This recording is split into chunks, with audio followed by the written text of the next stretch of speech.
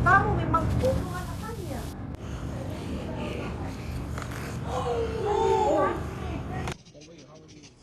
Aku 16 tahun.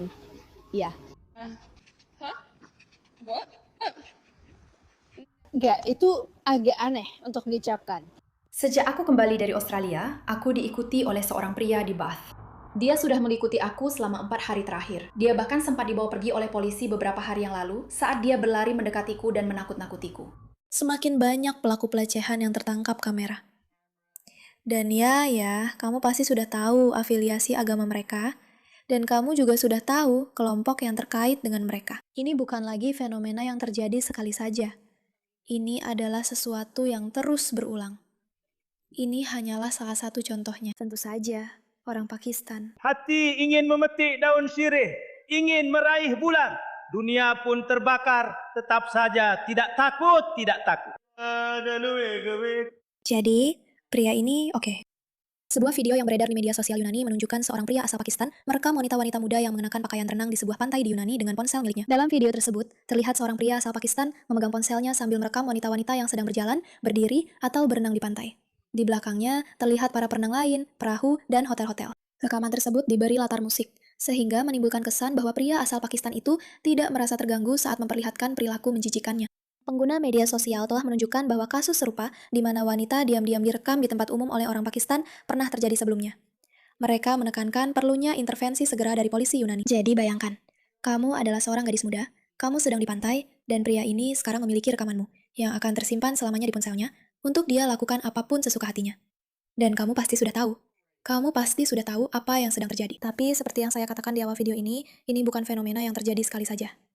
Selamat datang di The Pushback. Saya Meiraka, pembawa acara Anda. Kami melakukan perlawanan karena kami sudah muak dan lelah dengan seksualisasi dan pelanggaran hak asasi manusia serta hak perempuan yang sudah menjadi hal biasa dan menyebar di media sosial seperti api yang tak terkendali. Tontonlah, seorang anak laki-laki aneh mendekati saya dan anjing saya di taman, mencoba membujuk saya masuk ke hutan setelah saya memberitahunya bahwa saya masih di bawah umur. Isabella. Iya. Apa kabar, Isabella? Cinta kamu sayang. Iya. Iya, aku cuma bawa anjingku ke sini. Iya. Terima kasih. Dia baru saja bermain. Dia suka bermain. Aku memperhatikannya. Apa sama dengan anak anjingku? Aku tidak akan membiarkannya. Jadi, dadah. Dia suka tempat ini kan? Iya, dia cukup populer sebenarnya. Iya, dia memang begitu. Ngomong-ngomong, berapa umurmu? Iya, 3. Iya. Tunggu, bagaimana dengan yang ini? Aku 16 tahun. Iya. Jadi dia hanya berbicara dengannya, mengobrol dengannya.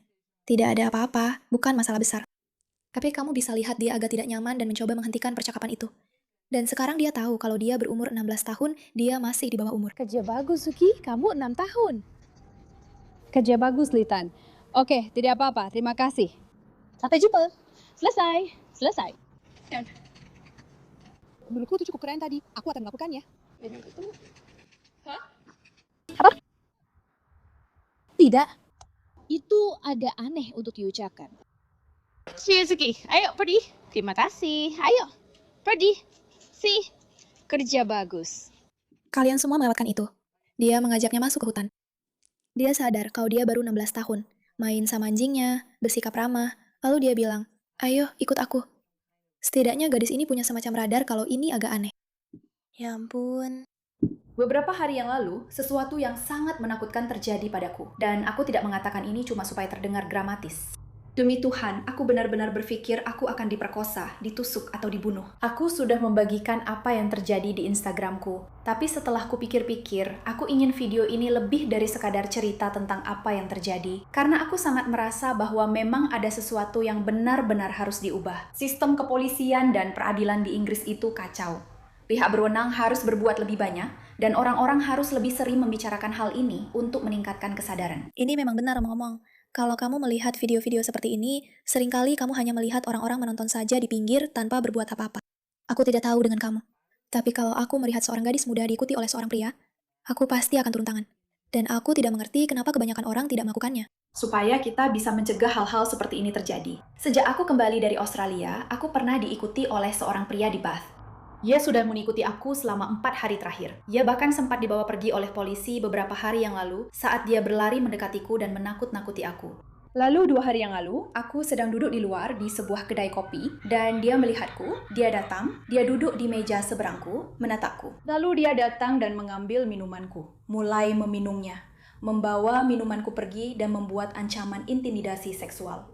Lalu aku bangkit dan pergi. Dan dia mengikutiku selama sekitar 30 menit di sekitar kota Bath. Sungguh sangat menakutkan bahwa cerita seperti ini benar-benar terjadi. Menakutkan sekali. Kamu menjatuhkan sesuatu. Ayo, ambil. Kamu menjatuhkannya. Kamu menjatuhkan sesuatu. Tidak ada apa-apa.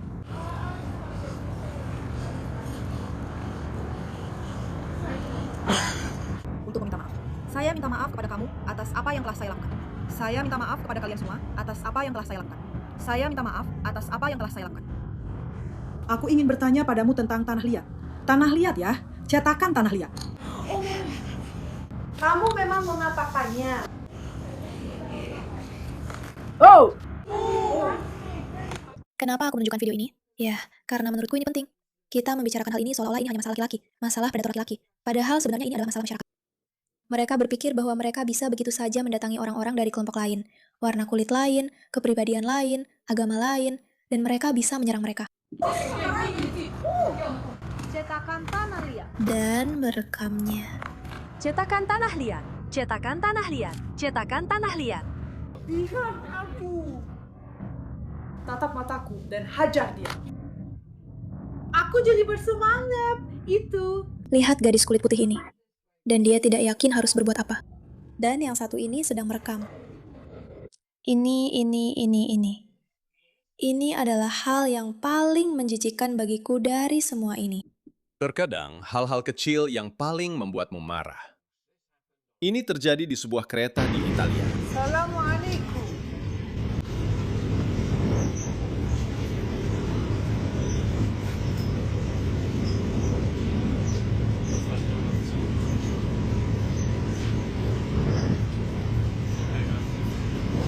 Alaikum.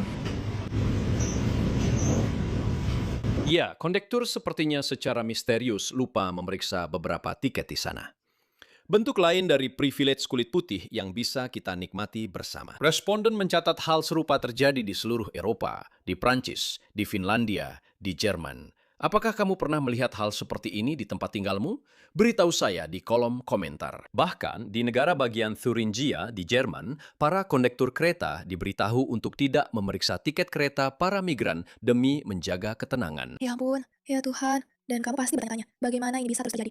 Menjaga ketenangan di sini adalah istilah halus untuk menghindari serangan kekerasan. Sebuah surat kabar Jerman dihubungi oleh sepasang suami istri yang baru-baru ini bepergian dengan kereta Südsuturingen Bahn dan memperhatikan bahwa orang-orang yang mereka anggap sebagai orang asing tidak diperiksa tiketnya. Sementara para komuter Jerman masih diperiksa dengan ketat, perusahaan kereta awalnya membantah hal itu, namun kemudian mengakui bahwa memang kebijakan mereka memberikan kebebasan kepada kondektur untuk tidak meminta penumpang menunjukkan tiket yang masih berlaku. Jika mereka menganggap situasinya berisiko meningkat dan mereka merasa terancam atau diintimidasi. Dan ketahuilah bahwa itu sendiri sudah menjadi bukti. Jika itu seseorang dari luar negeri, kamu merasa takut terhadapnya. Bukankah itu sudah cukup menjadi indikator? Dengan alasan yang jelas, dalam sebuah surat kepada pemerintah, perusahaan kereta yang sama menjelaskan mengapa mereka terpaksa menerapkan kebijakan tersebut. Politik negara bagian dan federal berulang kali membicarakan tentang integrasi dan toleransi terhadap para migran pengungsi. Kami bertanya kepada Anda dengan serius, bagaimana Anda bisa mengharapkan warga negara ini untuk terbuka terhadap kebijakan pengungsi yang sedang dijalankan ketika mereka harus melakukannya? Menyaksikan hampir setiap hari dan bukan hanya di transportasi umum, kekerasan seperti itu, kebrutalan, serta penghinaan dan ejekan mutlak terhadap hukum dan masyarakat kita, termasuk apa yang disebut nilainya. Untuk demografi tertentu, ini adalah saat seorang tersangka migran dengan jaket Gucci menerobos dua penghalang tanpa membayar. Dua pria yang diyakini menginap di Holiday Inn yang dibiayai oleh pajak terlihat menghindari pembayaran ongkos, sementara semua orang lain mentap kartu seperti biasa. Di Prancis, para pencari suaka Aku tidak bisa. Aku benar-benar tidak bisa menontonnya. Ini tidak adil, ini tidak benar. Bukan berarti mereka orang baik yang berkontribusi bagi masyarakat. Mereka berbahaya dan mereka memperlakukan orang-orang kita dengan buruk. Dan orang-orang kita harus menjaga standar tertentu untuk memastikan kita tetap. Terima kasih atas perhatian Anda terhadap masalah ini.